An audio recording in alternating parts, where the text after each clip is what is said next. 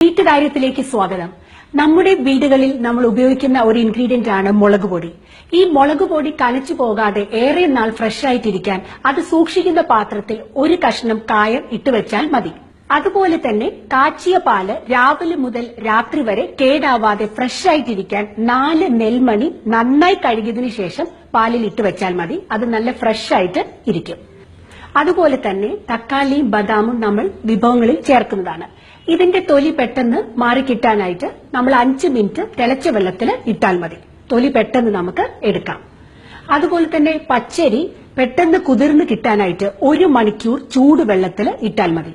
അതുപോലെ തന്നെ പയറ് വർഗ്ഗങ്ങൾ സൂക്ഷിക്കുന്ന കണ്ടെയ്നറിൽ നമ്മൾ അല്പം കടുകെണ്ണ വിതറിയതിനു ശേഷം നമ്മൾ ഈ പരിപ്പും പയറും ഒക്കെ സൂക്ഷിക്കുകയാണെങ്കിൽ കീടശല്യമില്ലാതെ കുറെ നാൾ നമുക്കത് സൂക്ഷിക്കാം.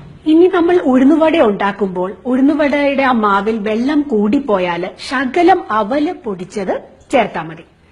ഇനി നമ്മുടെ ദോശമാവ് പെട്ടെന്ന് പൊളിച്ച് കിട്ടണമെങ്കിൽ 1 സ്പൂൺ തൈര് അല്ലെങ്കിൽ 1 സ്പൂൺ ബേക്കിംഗ് പൗഡർ ചേർത്താൽ മതിയാവും. ചേനയും ചേമ്പും അരിയുമ്പോൾ കൈകളിൽ ചൊറിച്ചിലുണ്ടാവുക സ്വാഭാവികമാണ്. ഇത് മാറ്റാനായിട്ട് നമ്മൾ കയ്യിൽ വെളിച്ചെണ്ണ പുരട്ടിയതിനു ശേഷം നമ്മൾ ഈ ചേനയും ചേമ്പും അരിയുകയാണെങ്കിൽ ചൊറിച്ചിൽ മാറിക്കിട്ടും. ഇനി നമ്മുടെ വീടുകളിൽ കുട്ടികൾക്കെല്ലാം ഇഷ്ടപ്പെട്ട ഒരു ഡ്രിങ്കാണ് മിൽക്ക് ഷേക്ക്. ഈ മിൽക്ക് ഷേക്കിനായിട്ട് തന്നെ നമ്മൾ കട്ടിയായിട്ടുള്ള പാല് വേണം ഉപയോഗിക്കാൻ. ഈ പാടം നീക്കിയ പാല് നമ്മൾ ഉപയോഗിച്ചാൽ അത് പെട്ടെന്ന് പുളിക്കാനായിട്ട് ചാൻസ് ഉണ്ട്. കൂടാതെ തേൻ നമ്മുടെ വീടുകളിൽ നമ്മൾ വാങ്ങി സൂക്ഷിക്കാറുണ്ട്. ഇത് ഏറെ മെഡിസിനൽ വാല്യൂ ഉള്ളതാണ്.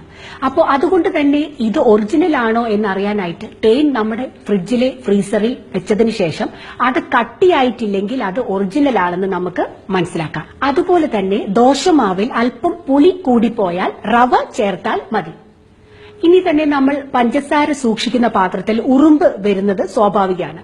അതുകൊണ്ട് തന്നെ നമ്മൾ പഞ്ചസാര വാങ്ങി വരുമ്പോൾ 1 കിലോ പഞ്ചസാരയ്ക്ക് 8 ഗ്രാമ്പു എന്ന കണക്കിന് നമ്മളിത് ടിന്നിലാക്കി സൂക്ഷിച്ചു വെച്ചാൽ ഉറുമ്പ് വരികയേ ഇല്ല. ഇന്നത്തെ ടിപ്സ് ഇവിടെ പൂർണ്ണമാകുന്നു. വീണ്ടും കാണാം അടുത്ത ആഴ്ച പ്രയോജനകരമായ ടിപ്സുമായി വീട്ടുകാര്യത്തിലൂടെ.